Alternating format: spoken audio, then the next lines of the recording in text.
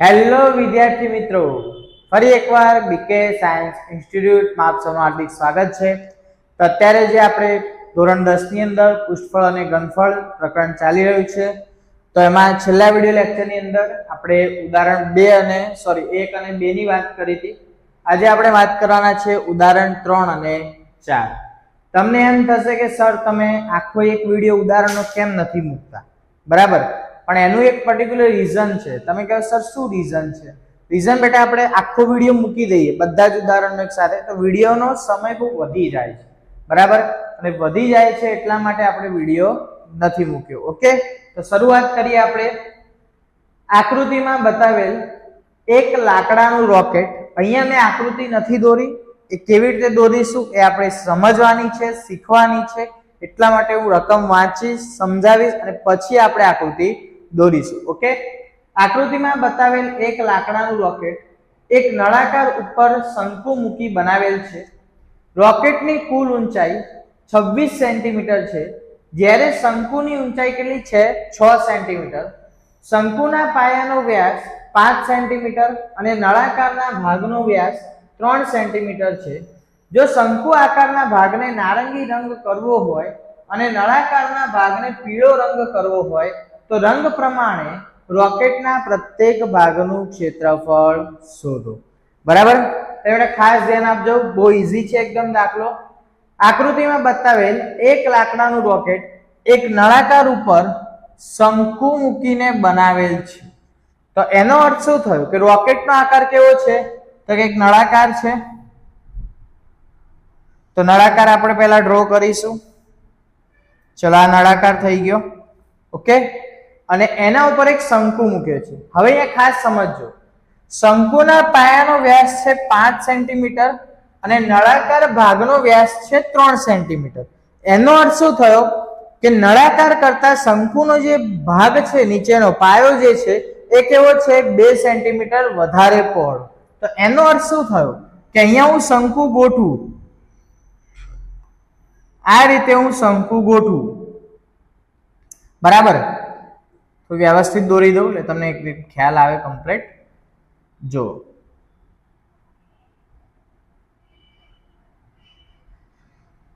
આ રીતે શંકુ ગોઠવી. તો હવે નળાકારની જે ઉપરનો વર્તુળાકાર ભાગ હશે એ તો આપણને દેખાશે જ નહીં, બરાબર? કેમ કે એ તો આખો ભાગ શું થશે? શંકુના પાયાની અંદર ઢંકાઈ જશે. કેમ કે શંકુ આકારનો જે ભાગ છે એ નળાકારના ભાગ કરતા એની ત્રિજ્યા કેવી છે? વધારે. એટલે કે વ્યાસ કેવો છે? વધારે. બરાબર? ચલો, તો આપણને પહેલા જે માહિતી આપી છે એ આપણે બધી લખી દઈએ. રોકેટની કુલ ઊંચાઈ 26 સેન્ટીમીટર, મતલબ આખું રોકેટ કેટલા સેન્ટીમીટરનું છે? 26 સેન્ટીમીટર. તો લખું કે રોકેટની કુલ ઊંચાઈ, દાખલો થોડો લાંબો છે એટલે બેટા થોડા અક્ષર હું નાના કાઢીશ, એટલે ખાસ ધ્યાનથી જોજો. ચલો, શંકુની ઊંચાઈ, તો શંકુની કેટલી છે? 6 સેન્ટીમીટર. તો લખી દઉં શંકુની ઊંચાઈ બરાબર 6 સેન્ટીમીટર. ઓકે, ચલો એના પછી તો કે શંકુના પાયાનો વ્યાસ છે 5 સેન્ટીમીટર.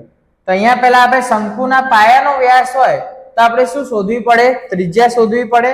ચલો, તો ત્રિજ્યા, શંકુની ત્રિજ્યા બરાબર, શંકુની ત્રિજ્યા r બરાબર d/2 એટલે 5/2 એટલે કેટલા? 2.5 સેન્ટીમીટર. આ કોની મળી આપણને? તો કે સર શંકુની મળી ગઈ. ચલો, એ જ રીતે આની માપ લઈએ તો કે નળાકારની ત્રિજ્યા બરાબર r બરાબર d/2, તો 3/2. ચલો, 3/2 એટલે 1.75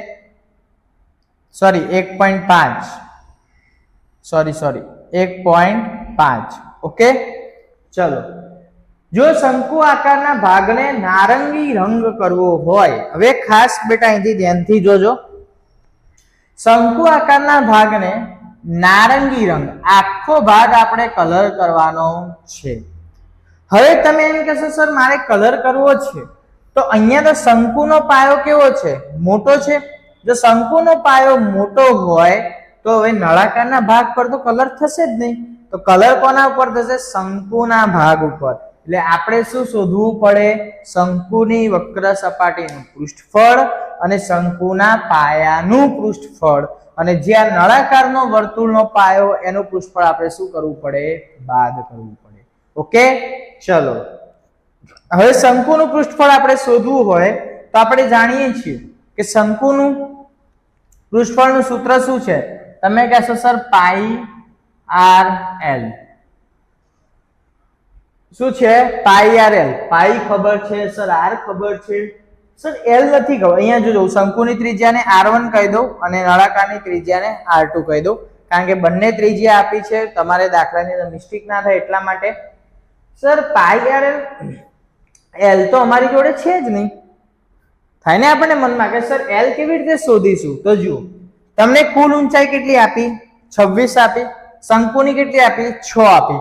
તો એનો અર્થ કે તમને કુલ ઊંચાઈ આપી દીધી, તો એનો અર્થ કે આટલું ડિસ્ટન્સ કેટલું થઈ ગયું? 6 સેન્ટીમીટર. અને ત્રિજ્યા તમને કેટલી મળી શંકુની? 2.5. તો મળી જશે? તો કે હા સર મળી જશે. કેવી રીતે? ચલો શોધી કાઢીએ. તો શંકુની ત્રાસી ઊંચાઈ, શંકુની ત્રાસી ઊંચાઈ L² બરાબર h² પ્લસ r². ચલો L² આપણે શોધવાના છે. h તો કે સર 6 નો વર્ગ, r તો કે 2.5 નો વર્ગ, 6 નો વર્ગ 36, 25 નો વર્ગ 625 એટલે 6.25. ચલો સર 36 વત્તા 6.25, તો 36 ને 6 તો કે સર 42.25 વર્ગ છે, પેલી બાજુ જાય તો વર્ગમૂળ થશે. સર 42.25 કોનું વર્ગમૂળ છે?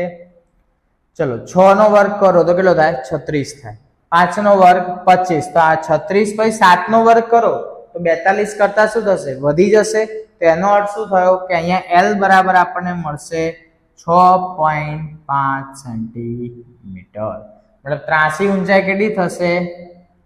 6.5. તો પણ આપણે એક વખત ચેક કરી લઈએ કે જેથી આપણને આગળ દાખલામાં ભૂલ ના પડે. હું કેલ્ક્યુલેટર વાપરું છું બેટા એટલા માટે કે આપણી જોડે સમય ઓછો હોય છે. ઓકે, 6.5 કમ્પ્લીટ છે, બરાબર. ચલો, તો આ ત્રાસી ઊંચાઈ મળી ગઈ. હવે આપણે સિમ્પલ સૂત્ર મૂકીશું. ચલો, નારંગી કલર રંગ લગાવવાના ભાગનું પૃષ્ઠફળ. ચલો, તો કયા કયા ભાગ ઉપર લગાવીશું? તો કે શંકુની વક્ર સપાટી ઉપર તો લગાવીશું જ. તો પહેલા લખીએ, શંકુની વક્ર સપાટી નું પૃષ્ઠફળ વત્તા શંકુનો પાયો પણ આવશે. પણ હવે તમે આમ ધારો કે સમજો કે હું તમને જસ્ટ એક્ઝામ્પલ આપું કે આ રીતે રોકેટનો નળાકાર ભાગ છે, બરાબર.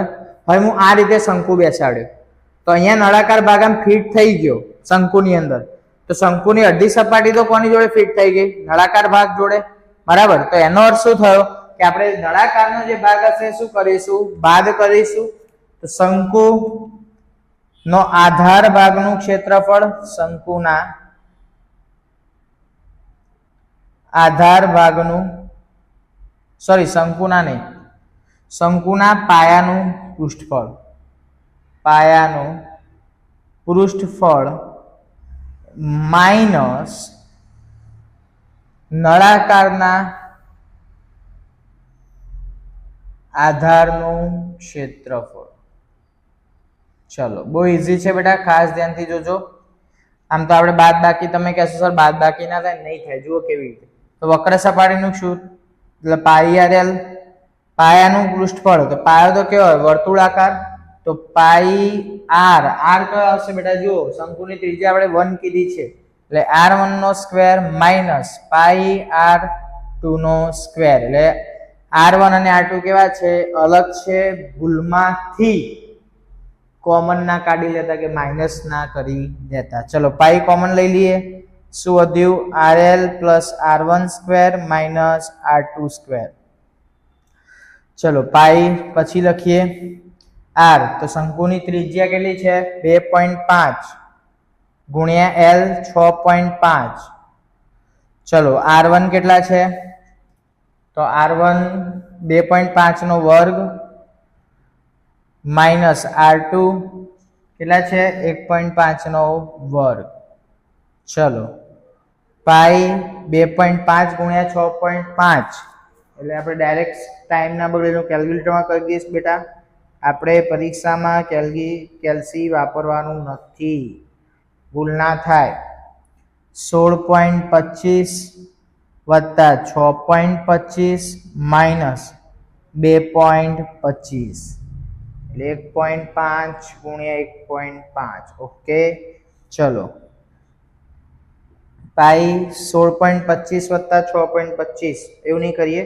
6.25 માંથી આપણે 2.25 બાદ કરી દીધી 4 અને 16 માંથી 4 જાય એટલે 12.25 એટલે 16.25 માઇનસ 4. ઓકે ચલો પાઈની વેલ્યુ મૂકી દઈએ 3.14 છે બેટા. તો 3.14 એક મિનિટ કેમેરાની અંદર જોઈ લો તમને દેખાય છે કે નથી દેખાતું? ઓકે પાઈની વેલ્યુ સુધી કમ્પ્લીટ છે. કઈ નહીં બાજુમાં લખી દઈએ આપણે. ચલો અહીંયા લખી દઉં છું, અહીંયા આ બાજુ. ચલો 12.25 ગુણ્યા 3.14 3.14 ગુણ્યા 12.25 38.46 સેન્ટીમીટર સ્ક્વેર. તો આ કોનું મળ્યું આપણને? તો કે સર નારંગી રંગ કરવાનું છે એનું મળ્યું. બરાબર લખી દો બેટા, સ્ક્રીનશોટ લઈ લો. હવે આપણે કોની વાત કરવાની છે? તો કે સર નળાકારની. શંકુની વાત પતી ગઈ એટલે કે નારંગી રંગ કરવાનો હતો એ ભાગની વાત થઈ ગઈ કમ્પ્લીટ. હવે છે નળાકાર. તો નળાકારના ભાગને પીળો રંગ કરવો હોય તો હવે આટલો ભાગ આપણો શું થઈ ગયો? કમ્પ્લીટ થઈ ગયો. હવે વાત રહી આ નળાકાર વાળા ભાગની. તો હવે અહીંયા તમે જુઓ ઉપર કોઈ વર્તુળાકાર કે એનો ઉપરનો છેડો છે ના? નથી. તો ઉપરનો છેડો આપણે ગણીશું નહીં. ફક્ત કયો આવશે? નીચેનો ભાગ આવશે. એટલે નળાકારનું પૃષ્ઠફળ બરાબર શું આવશે બેટા? ચલો નળાકારનું પૃષ્ઠફળ બરાબર તો નળાકારની વક્ર સપાટીનું પૃષ્ઠફળ વત્તા નળાકારના પાયાનું પૃષ્ઠફળ. ચલો નળાકારની વક્ર સપાટી એટલે 2πr2h. કેમ R2 લખ્યું? કે નળાકારની ત્રિજ્યાને આપણે શું નામ આપેલું છે? R2. અને નીચેનો ભાગ એટલે કે πr2 નો સ્ક્વેર. તમે અહીંયા તમારી રીતે r ડેશ કોઈ પણ નામ તમે આપી શકો. બરાબર પણ આપણે અલગ એટલા માટે દર્શાવ્યું કે બંને ત્રિજ્યા તમારે ભૂલમાં કન્ફ્યુઝન થાય નહીં. ચલો પાઈ r કોમન વધીશું તો કે સર 2h વત્તા r. ચલો પાઈ નું મૂલ્ય 3.14 r2 1.5 2h. હવે સર h શું મૂકીશું? તો h માં જુઓ બેટા આખી ઊંચાઈ કેટલી છે? 26.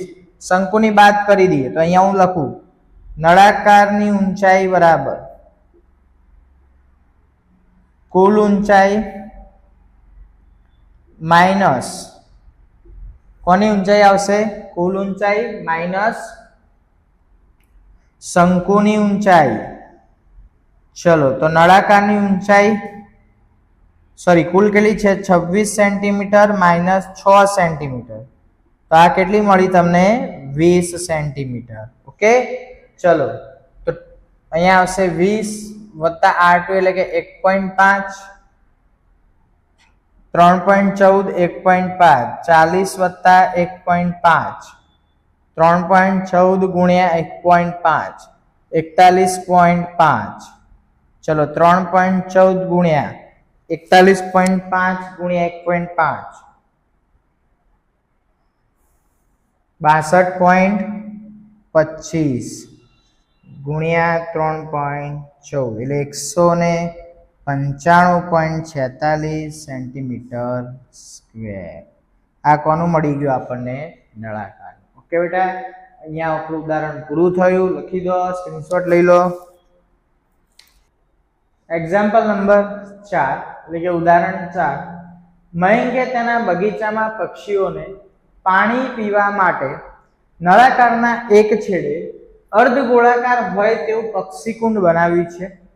નળાકારની ઊંચાઈ 1.45 મીટર છે અને તેની ત્રિજ્યા 30 સેન્ટીમીટર હોય તો પક્ષીઓ માટે પાણી પીવાના આ પાત્રમાં કુલ પૃષ્ઠફળ શોધો. હવે અહીંયા બેટા ખાસ ધ્યાનથી જોજો. પહેલા આપણે આના આકૃતિ બનાવી દઈએ. ચલો આકૃતિ બનાવીએ. તો બગીચામાં પક્ષીઓને પાણી પીવા માટે નળાકારના એક છેડે, તો પહેલા એક નળાકાર દોરી દઈએ. ચલો નળાકારના એક છેડે અર્ધગોળાકાર હોય તેવું પક્ષીકુંડ, મતલબ નળાકારનો એક છેડો કેવો છે? અર્ધગોળાકાર, એટલે કંઈક આ રીતનો, બરાબર. અને પક્ષીઓ માટે પક્ષીકુંડ બનાવ્યું છે. નળાકારની ઊંચાઈ, તો કે સર નળાકારની ઊંચાઈ 1.45 મીટર. તો હવે આપણને ત્રિજ્યા સેન્ટીમીટરમાં આપી છે, તો આપણે આને સેન્ટીમીટરમાં કન્વર્ટ કરી દઈએ. તો ઊંચાઈ બરાબર 1.45 મીટર. તો સેન્ટીમીટરમાં ફેરવીએ તો ગુણ્યા 100 એટલે 145 ને સેન્ટી. ઓકે, ચલો ત્રિજ્યા, તો ત્રિજ્યા અર્ધગોલક ગણો કે નળાકાર ગણો, બંનેનું એક જ ભાગ છે એટલે સરખી જ થશે. તો ત્રિજ્યા r બરાબર 30 સેન્ટીમીટર હોય તો પક્ષીઓ માટે પાણી પીવાના આ પાત્રમાં કુલ પૃષ્ઠફળ શોધો. હવે કુલ પૃષ્ઠફળ આપણે અહીંયા શોધવાનું છે. તો કુલ પૃષ્ઠફળ એટલે બે અહીંયા આકાર થયા. એક કયો આકાર થયો? તો તમે કહેશો સર એક આકાર છે નળાકાર અને બીજો આકાર છે સર અર્ધગોલક. કારણ કે અર્ધગોલક આકારનો ભાગ છે એક છેડાનો. સિમ્પલ, બંનેનું પૃષ્ઠફળ શોધીએ તો કુલ થઈ જશે. તે લખીએ પક્ષી કુંડનું કુલ પૃષ્ઠફળ બરાબર નળાકારનું પૃષ્ઠફળ વત્તા અર્ધગોલક ભાગનું પૃષ્ઠફળ. ચલો નળાકારનું પૃષ્ઠફળ એટલે 2πr/h. અર્ધગોલક ભાગનું પૃષ્ઠફળ એટલે તો કે સર 2πr². ચલો 2π કોમન કાઢી લઈએ. 2πr કોમન નીકળી જશે તો અહીંયા વધશે h વત્તા r. ચલો 2 ગુણ્યા 22/27. ત્રિજ્યા કેટલી છે? 30. ચલો 2 ગુણ્યા 22/27 ગુણ્યા 30. 145 વત્તા 30 કરો બેટા. તો 5, 4 ને 3 7 ને 175. ચલો છેદ ઉડે. હા સર ઉડે ને. 25 સીતા 175 ને બેટા થશે ને. કઈ 25 8 200. તો 25 સીતા 175. ચલો તો હવે સીધો સિમ્પલ ગુણાકાર જ રહ્યો. 2 ગુણ્યા 22 એટલે 44 ગુણ્યા 30 ગુણ્યા 25. ચલો આ જવાબ તમારે મને કોમેન્ટમાં જણાવવાનો છે, બરાબર. હું નહીં લખું જવાબ, મલ્ટીપ્લાય કરીને તમારે મને ચોક્કસમાં એનો જે સાચો જવાબ છે એ કોમેન્ટમાં જણાવવાનો છે. ઓકે, તો અહીંયા બેટા ઉદાહરણ 3 અને 4 પૂરા થયા. જે પણ વિદ્યાર્થીઓને ડાઉટ હોય, ના ખ્યાલ આવે, કોઈ પણ વસ્તુ ના સમજાય તો ચોક્કસથી બેઝિઝક મને કોમેન્ટની અંદર જણાવજો. હું એનો એક નાનો વિડીયો બનાવીને ફરીથી અપલોડ કરી દઈશ. ઓકે, અને ચેનલ પર નવા હોય તો સબસ્ક્રાઇબ કરો. અને બીજી એક વાત કે આપણી ચેનલ બીકે સાયન્સ ઇન્સ્ટિટ્યૂટ પર જે ધોરણ 9ની વાર્ષિક પરીક્ષાની જે અસાઇનમેન્ટ આવી ગઈ છે એ અસાઇનમેન્ટના પણ વિડીયો અપલોડ થવા લાગ્યા છે, બરાબર. એટલે તમારા કોઈ ફ્રેન્ડ હોય, તમારા કોઈ કઝિન હોય, બ્રધર હોય, તો જે ધોરણ 9 માં અભ્યાસ કરતા હોય તો ચોક્કસથી એમને આ ચેનલ શેર કરજો. Okay, thank you.